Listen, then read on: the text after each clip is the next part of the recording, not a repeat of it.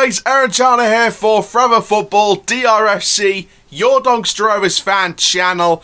And welcome to today's Daily Reports. We've got some actual Doncaster Rovers news in this video. It isn't anything to do with the collapsing of the European Super League. And before we get started on all that, I do have to say quickly, big up to all the fan bases, man. We came together to stop this Super League from happening. And, authorities and media can say, well, it's because of this reason and this reason. And, they left because of this reason. No, it's not. They left because we as fans and we as people stuck up for our sport and they cowardly walked away. So don't say it's for any other reason, because we know it's the fans that pushed them out of this European Super League.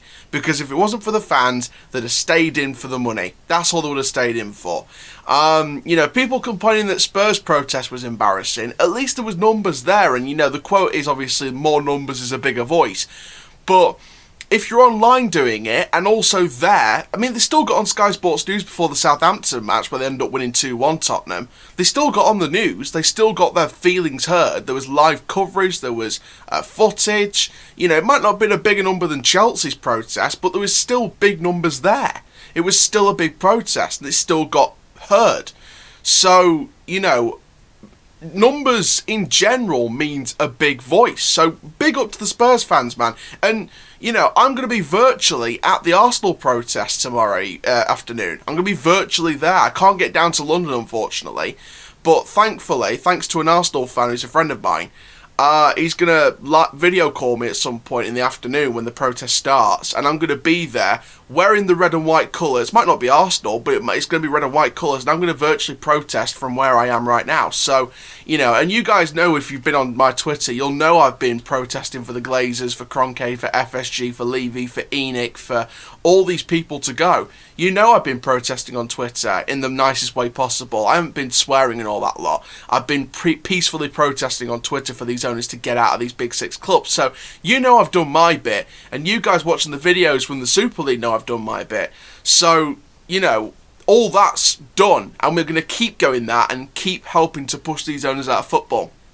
But finally, we can get back to Doncaster Rovers news today before the virtual protest that I'm doing tomorrow for Arsenal to help the Arsenal fan base. But let's get straight into this. So today's video is all about sharing a Baldwin update, a bit of an extension onto Gavin Baldwin's statement back about a week or so ago now, the official club statement. And some new details through the free press about the loanees at the loan market, the contracts, and the manager shortlist, and about the applications, and more details on that. So we're going to share all the details in this video and share my thoughts on that. You can comment down below your thoughts as well in the comment section down below the video. But please like, comment, subscribe, click notification bell so you never miss another video, and let's get into this straight away. So first up is on contracts, and that's something that's been around our fan base for quite a while now. And we've got some information via the free press. All this is from the free press, from the individual articles, from the Baldwin update. So, first of all, contracts. So a total of 11 player contracts set to expire this summer, though offers have been made to more than half. Now, the chief executive, Gavin Baldwin, says the length of the deals that have been offered should ensure there are fewer players reaching the end of contracts at the conclusion of every season.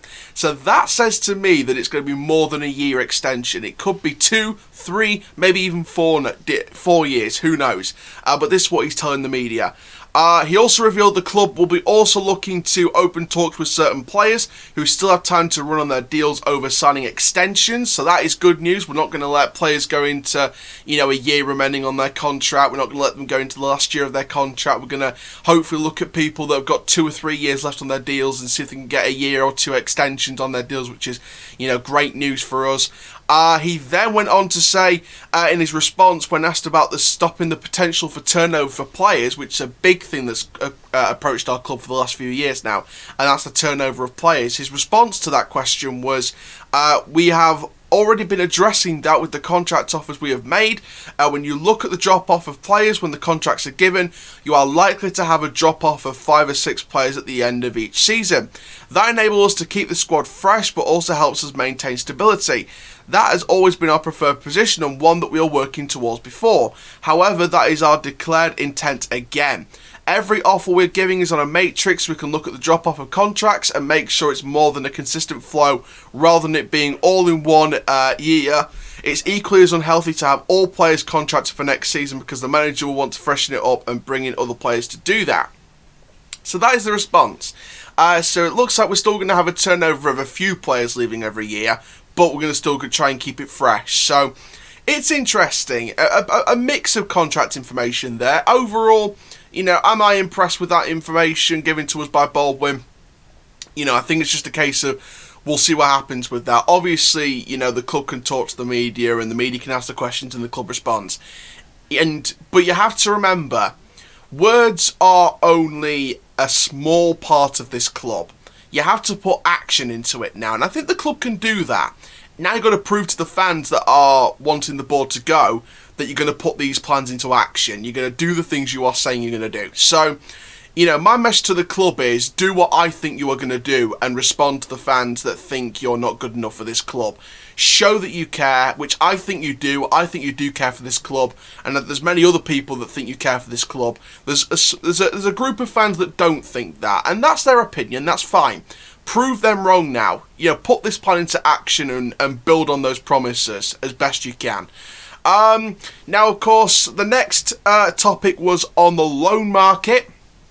Now, Rovers' use of loanees in recent seasons has come in for criticism, especially this season, with some suggestions over an over-reliance on the expensive homegrown and contracted talent. Baldwin has admitted that Rovers have perhaps made too many temporary signings this season and says the aim will never be to go above 5 at a time. That, my friends, is a good statement. But he says ensuring star-level quality with each loanee will be the primary goal. So we're going to get the best loanees possible, but they're not going over 5 anymore, which is amazing. It's great to hear that. So Baldwin's response to the Free Press, his official quote was, "We need to ensure that we have loan players, they are star players, and that is what we need to work hard next year. The loans should be significant ones that have made a real difference to the first team.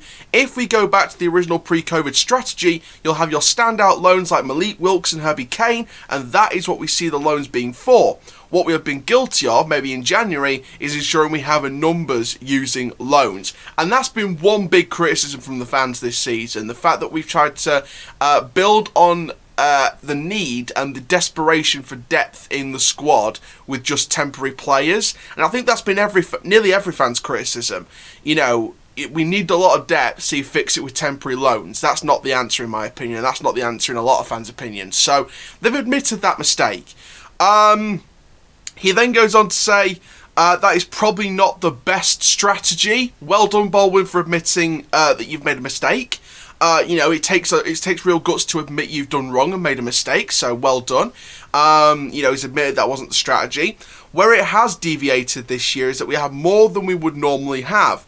Darren, in terms of Darren Moore, was integral in bringing these players in and wanted to protect us against the frequency and intensity of games in the second half of the season, a situation we understood given the fixture schedule in this season. But we know in a non-COVID affected season, we need to be in a situation where the loan players are fewer, and if we have them, they're playing every Saturday and they're not there to sit on the bench. That is a good statement from Baldwin on that. I think that's a good statement. Less loans, but star quality loans, and not being too over-reliant. And that's been one of our problems in the second half of the season, especially going into the January transfer window. And that makes me think about Darren Moore leaving even more, because I think he's been backed in the transfer window 100%. But I think he saw the Sheffield Wednesday job, he went for it, and we had to recover. We basically had to recover. Now, on the shortlist of managers, now this is an interesting one. Now Donny Rovers our club has received 120 CVs. That is a hell of a lot of CVs. Baldwin has spent the last few days whittling it down to number, and on Friday intends to present 16 to the Rovers board, who will cut down the number further to half a dozen who will be interviewed next week. Now, Baldwin has told the Free Press, we scored each candidate against 6 objectives, and to get through to the 18, you need to score highly in 4 of the 6.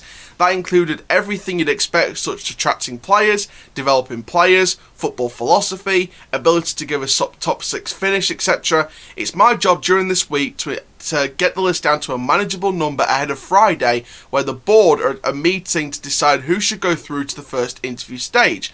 At this stage, it looks like I'll be recommending 16 managers to the board, and then I expect them to whittle that down to 5 or 6 on Friday, with interviews to take place next week. All have scored highly in 5 or 6 of the objectives. That is a wonderful statement to hear. Now, on the candidates, Baldwin said, the calibre of candidates is excellent. We've got candidates who are very well known and have a huge reputation in the game already. We've got up-and-coming candidates as well. Again, we've got the experienced managers, and we've got the like when we appointed Grant McCann. We've got the full spectrum for the board to consider, and I'm very, very happy. The number of applicants indicates hopefully the reputation that Doncaster Rovers have and the number of people who want to come and manage it.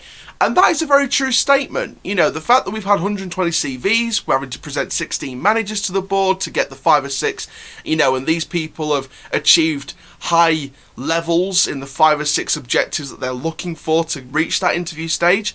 That's exciting. We've got a real range of managers as well, experienced, up and coming.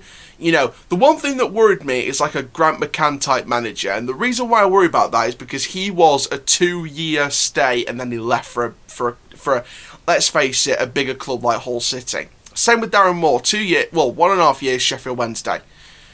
I don't want to face that kind of predicament again where a manager stays for a year and a half and goes, because that's not what the board want either. So if they do appoint someone like that, then that goes back on that promise in a way. So I'm praying we don't go down that Grant McCann route, unless it's Grant McCann in terms of the high quality of attacking football he brought to the club. Because let's face it, as much as fans want to banter Grant McCann and call him a snake, etc., let's be honest here. He brought attacking football, and we nearly got to Wembley in the playoff final. We nearly got there. It was penalties that separated us apart from Charlton, who eventually won the playoff final against Sunderland. So we were nearly there. We were a couple of penalties away. So he built this side, and then he left, and then Darren Moore had to rebuild over the next year and a half, and then he left. So, you know, we're in a position where we could actually do something wonderful here. We just need to find a sustainable manager for the long term, for the next, you know, not even 2 years, looking at 4 or 5, maybe even 6 or 7 years, and build something that's going to end up with Championship football and end up being where we were 10 years ago, which is 10th in the Championship, is our highest finish. So yeah, he goes on to then say about the selection of managers. We are very process driven, but we want to bring it to life and give it some personality.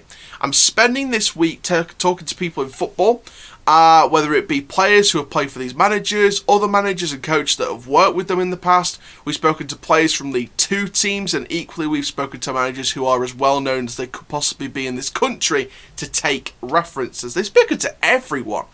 It's easy to just look at words on a paper, but we want to bring it to life and understand what the motivations are. That they want to delight the fans and play attractive football, but also that they've got a philosophy, and that means we will win. We're trying to get underneath the statistics, and that will all go as part of the presentation to the board. We'll interview 5 or 6 very strong candidates, all of which could be future managers of Doncaster Rovers. We're in a fortunate position because the best one of the 6 will obviously be an excellent candidate. Now, obviously, we don't know who those candidates are. We're hearing numerous rumours about many different managers. We've heard reports of Mickey Mellon. We've read reports of Richie Wellens. We've read reports about Andy Butler, and of course, Butler wants the job himself. He's not shied away from the fact he wants to be the long-term manager of this club if he has the opportunity. So, and you know what? People can say Butler out after losses and etc. He's not working with his squad, let's remind ourselves of that. I think we've been kind of shy about that during the win against Shrewsbury. He's not working with his squad, he's working with Darren Moore's squad. If he is the manager next season, give him a full squad, give him his squad he wants to work with. And if it still hasn't changed halfway through the season, then we say Butler out.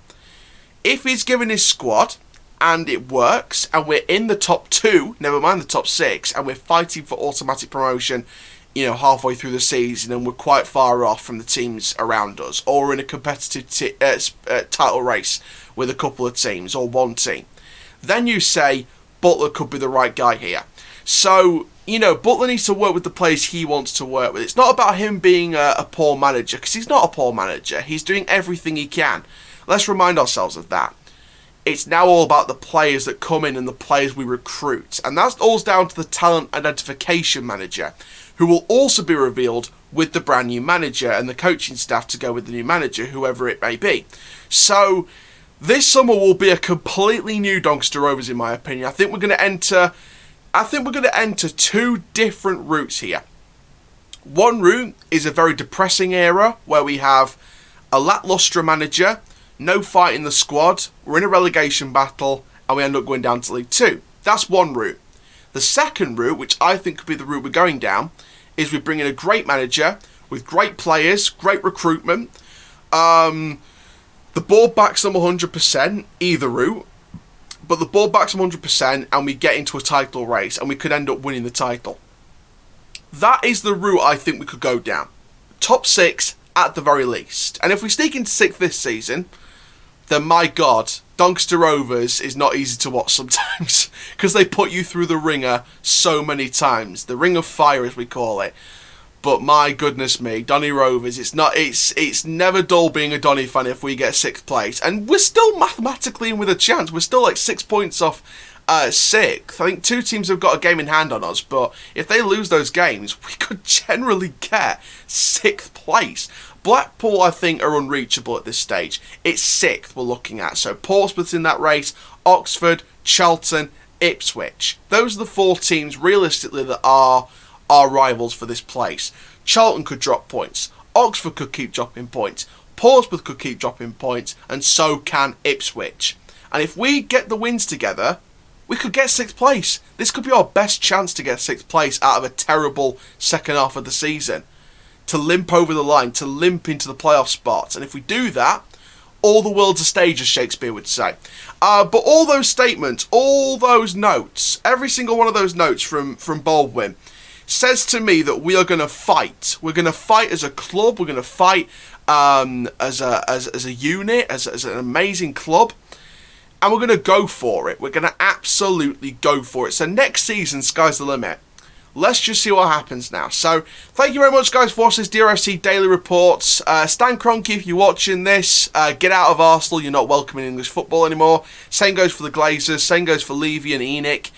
Same goes for Abramovich. Same goes for Sheikh Mansour.